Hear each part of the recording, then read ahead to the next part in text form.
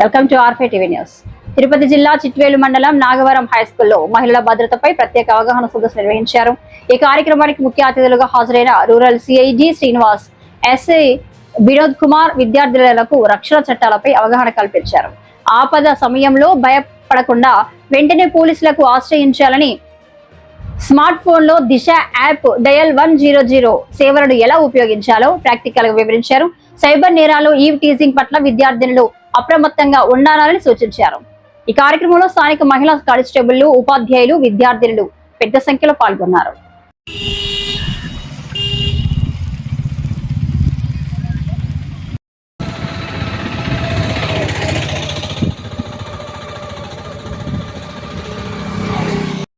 మనం చూపేటువంటి వివక్ష అబ్బాయిలకు ఒక రకంగాను, అమ్మాయిలకు ఒక రకంగాను. అమ్మాయికి ఏముందిలే పెళ్లి చేసేస్తే ఆమె ఏదో ఒక ఇంటికి వెళ్ళిపోతుంది, మనకు అంతా అబ్బాయి చూసుకునేది, అమ్మాయితో మాకు. ఈరోజు మహిళా భద్రత పైన అవగాహన సదస్సు ఇది నియోజకవర్గ వ్యాప్తంగా ప్రతి మండలంలో నిర్వహించడం జరిగింది. ఇంతకుముందు కూడా మన చిట్వేలు మండలంలో చిట్వేలు 2 చోట్ల జరిగింది. ఇది 3వ మీటింగ్. ఇప్పుడు ఈ మహిళల భద్రత పైన అవగాహన అంటే ఇప్పుడు మహిళలకు భద్రతకు వచ్చిన నష్టం ఏముంది మీరు ఎవరు చెప్పగలుగుతారమ్మా? ఏ విషయంలో భద్రత లేదు మీకు ఎవరు చెప్తారమ్మా? ఏ విషయంలో మీకు భద్రత లేదు? ఇప్పుడు ఇంతమంది పోలీసులు, ఇంతమంది డిపార్ట్మెంట్ వాళ్ళు వచ్చి మీ భద్రత గురించి అవగాహన కార్యక్రమం పెట్టమని చెప్పినారు. మీకు ఏ విషయంలో భద్రత లేదు మీరు ఒకరే చెప్పగలుగుతారా? చెప్పండి. మన చదువుకున్న వాళ్ళు ఉన్నారు, మాకంటే కూడా ఉన్నారు. మేము వచ్చి మీకు చెప్పడానికి భద్రత ఏది, మీకు ఇప్పుడు వచ్చే నష్టమేమి? ఇదే మీ భద్రతకు ముప్పు ఏమంటే మీరు చెప్పకపోవడమే. సమాజంలో జరిగే సగం ఇబ్బందులు, మీకు వచ్చిన ఇబ్బందులు, మీకు వచ్చిన కష్టాలు మీరు చెప్పకపోవడమే మీ భద్రతకు ఫస్ట్ లోపానికి కారణం. ఇప్పుడు ఏదైనా అమ్మాయికి కానీ, ఆడలకు కానీ ఎక్కడైనా సమస్య వస్తే వాళ్ళు పోలీస్ డిపార్ట్మెంట్ కానీ, లేదా ఇంట్లో వాళ్ళకి కానీ, లేదా వాళ్ళకి తెలిసిన బంధువులకు కానీ చెప్పగలిగే వచ్చినప్పుడే వాళ్ళకి ఎవరి ద్వారా సమస్య వచ్చింది ఆ సమస్యను పరిష్కరించవచ్చు. ఇప్పుడు ఈ పిల్లలు పోతున్నారు, లేదా మీరు ఏమన్నా ఆటోలో లేదా బస్సులో పోతున్నారు, మిమ్మల్ని ఎవరైనా కామెంట్ చేసింటాడు, లేదా ఇంకో రకంగా అసభ్యంగా ప్రవర్తించారు, దాన్ని మీరు ఎవరు చెప్పరు. చెప్తారమ్మా? చెప్తారా? ఎవరు చెప్పరు. ఏం చెప్పారంటే మన వ్యవస్థ అంతా మనం ఎక్కడ తీసుకెళ్ళామంటే, కానీ మీరు చెప్పనంత వరకు ఆ తప్పు చేసేవాడు ఎప్పుడు వాడు బాగుపడడు, వాడు ఆ తప్పు మానుకోడు. ఆ తప్పు మానుకోవాలంటే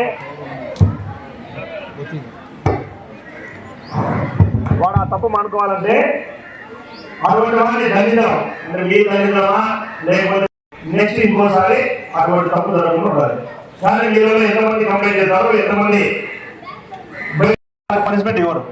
ఇదే మొన్న కూడా చెప్పిన పోలవారిపల్లి మండలంలో ఒక పల్లెలో వాడు ఒక రాత్రి ఒకరు పండుకుంటే కానీ ఏదా చేయడం తప్ప బాధపడే వాళ్ళు ఎవరు ఉన్నారు? బాధపడతారా? ఎవరు బాధపడరు, సంతోషపడతారు, నవ్వుతారు, ఏదో చేస్తారు. కాబట్టి మీ పిల్లల పైన మీరే నిఘా పెట్టండి. నిఘాని అనుమానించే వాళ్ళు ఇబ్బంది పెట్టద్దండి, కానీ నిఘా పెట్టండి. మగ పిల్లలు అయితే ఈ మందు తాగేది నాకు తెలిసి ఇంటర్మీడియట్కే మందు తాగుతారు. ఎవరన్నా తల్లిదండ్రులకు పోలీసులు కంప్లైంట్ చేస్తే సార్ వాడు పార్టీ ఉంటే 9 సార్ అంటున్నాడు. ఇంతకుముందు ఊర్లో మందు తాగే వాళ్ళు ఒక 10 మంది లెక్కేసింది, వాడు తాగుతాడు, వీడు తాగుతాడని చెప్పే వాళ్ళ పల్లెలో. నేను కూడా పల్లెటూరు నుంచి వచ్చి ఇప్పుడు లెక్కే చెప్తున్నారు వాడు తాగడు అని. అంటే తాగే వాళ్ళు పెరిగిపోయినారు. తల్లిదండ్రులు కూడా మందు తాగడం తప్పు అని అనడంలే, ఏదో పార్టీ ఉంటే తాగడు సార్ అంటున్నాడు. కానీ అది వ్యసనం అయిపోయి దాని నుంచి చనిపోయే వాళ్ళు చాలా మంది ఉన్నారు. దాన్ని గమనించండి. నేను ఈ చిట్వేలు ఏరియాకి వచ్చిన తర్వాత గమనించింది ఏమంటే, మందుకు ఎక్కువ బానిసలు అయిపోయి దాన్ని మానుకోలేక తల్లిదండ్రులు దండించినా, లేదా భార్య ఇంట్లో ఎవరైనా దండించినా దాన్ని భరించలేక సూసైడ్ చేసిన వాళ్ళు ఈ చిట్వేలు, ఓలవారపల్లి, పుల్లంపేట, బెంగళూరు 4 మండలంలో నేను చాలా గమనించిన. మందుకు బానిస అయిపోయి మందు మానుకోలేక చనిపోయిన వాళ్ళు, మందాగి అంటే లిక్కర్కు బానిస అయిపోయి దాన్ని ఆపలేక పాయిజన్ చేసుకుని చనిపోయిన వాళ్ళు చాలా ఎక్కువ ఉంది ఆ కల్చర్ ఈ ఏరియాలో. కాబట్టి మీ పిల్లలకు మందు గురించి అవగాహన కల్పించి కొంచెం భయం పెట్టండి. స్కూల్లో టీచర్లు కొడితే ఒప్పుకోరు, పోలీసులు వచ్చి పోలీసులు దండిస్తే ఒప్పుకోరు. మీరు ఒకరు కొరికే కాబట్టి మీరు దండించలేరు. మరి ఎవరు వారిని భయపెట్టేది? ఎవరు దండించేది? వాడు నాశనం అయిపోయిన తర్వాత బాధపడేది మీరే. కాబట్టి మీ పిల్లలకు ఈ మందు విషయంలో కొంచెం జాగ్రత్త కల్పించుకోండి. అదేవిధంగా ఈ గంజాయి, మన ఏరియాలో గంజాయి లేదు, ఎక్కడన్నా గంజాయి మీ దృష్టికి వస్తే పోలీసులు ఖచ్చితంగా ఇన్ఫార్మ్ చేయండి. అదేవిధంగా పిల్లలకు హై ఎక్స్పెక్టేషన్స్, వాళ్ళ పిల్లలకి 600కు 580 వచ్చినాయి, నువ్వు సరిగ్గా చదవలే అని పిల్లలు ఎక్కువ ఎక్స్పెక్టేషన్ పెట్టుకోదండి. ఒకరు బాగా చదివేది వాడు ఉంటాడు, ఒకరు చదవలేని వాడు ఉంటాడు. చదవలేని వాడిని తీసుకొచ్చి 600కు 590 రావాలి, 500 రావాలి, ఏడుస్తాయి రావు. మీరు ప్రెజర్ తగ్గలేక వాళ్ళు సూసైడ్ చేసుకుంటారు.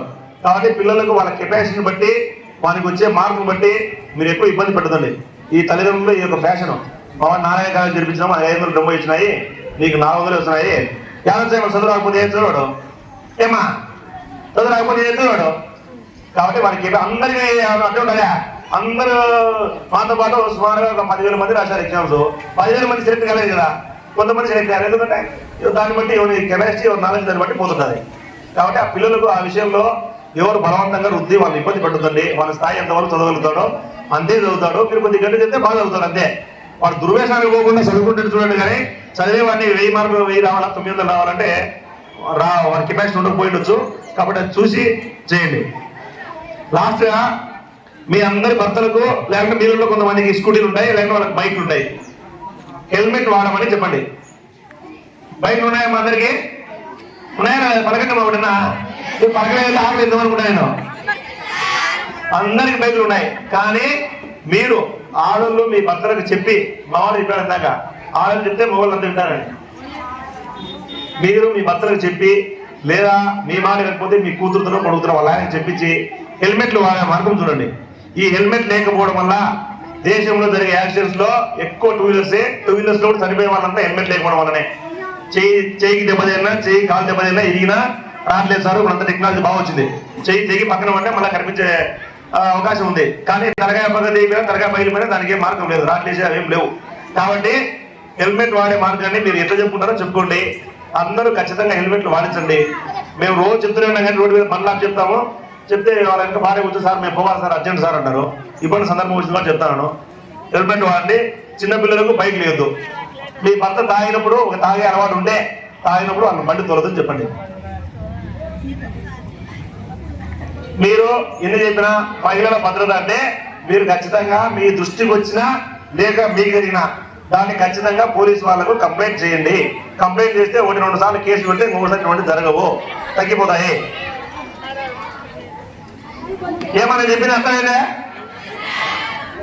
Thank you. నాకు ఈ అవకాశం కల్పించిన మా ఎస్ఐ గారికి మరియు స్టేజ్ పైన ఇంతసేపు కూర్చున్న వాళ్ళ ఉద్యోగాలన్నీ పెండింగ్ పక్కన పెట్టుకొని నాకు ఇంతసేపు సహకరించిన మీరందరూ స్టేజ్ పైన ఉన్న అధికారులందరికీ, మరియు ఇంతసేపు ఆఖరైనా కూడా ఇంతసేపు నా మాట వింటున్నందుకు మీ అందరికీ మా పోలీస్ డిపార్ట్మెంట్ తరఫున థ్యాంక్ యూ మా.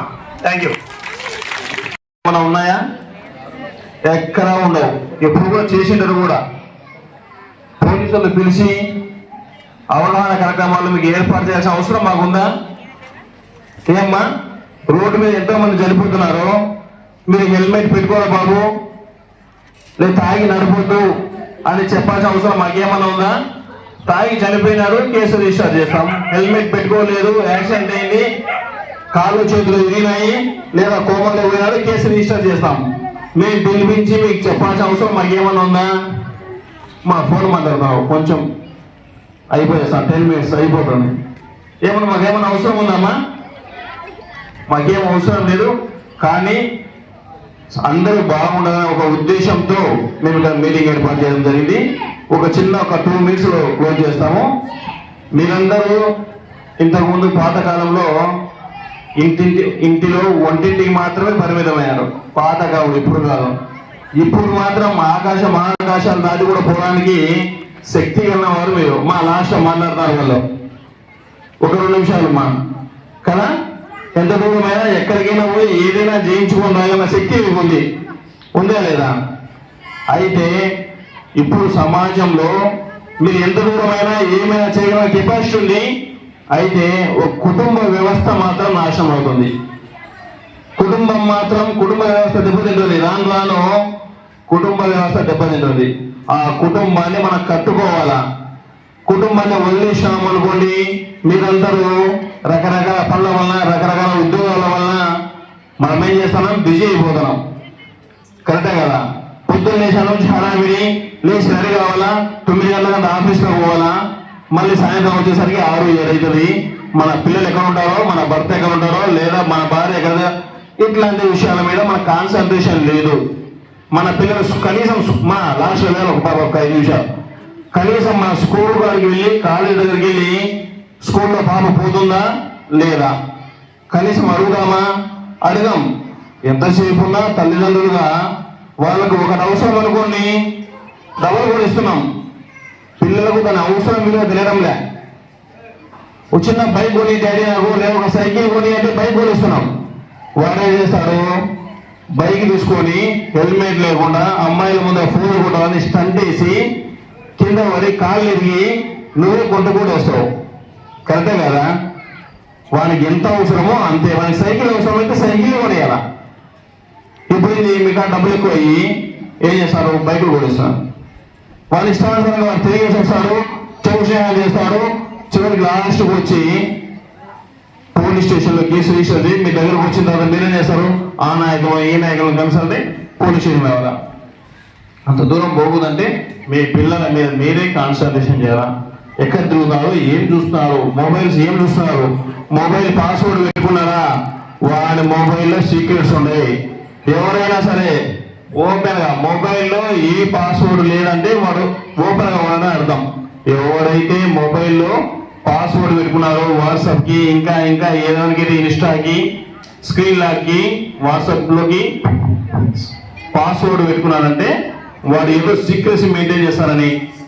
మీరు తల్లిదండ్రులుగా వాడు మొబైల్లో ఏం చేస్తున్నాడో, ఏం చూస్తున్నాడో చెక్ చేయడం మొదలు పెట్టినావా, అప్పుడు నీ కొడుకునో నీ కూతురునో కంట్రోల్లో పెట్టుకున్నట్టే.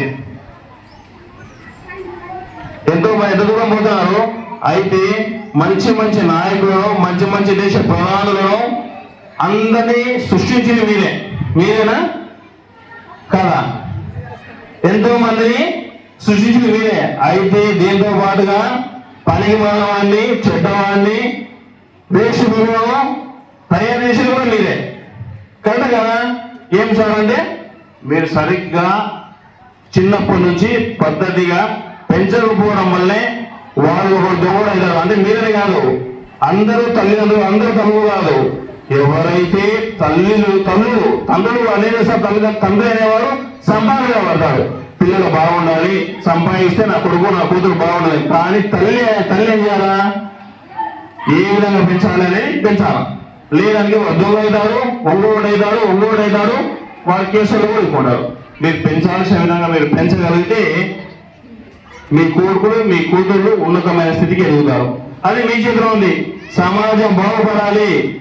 సమాజం బాగుపడాలంటే ఒక మహిళనే తీర్చిదిద్దగలుగుతుంది.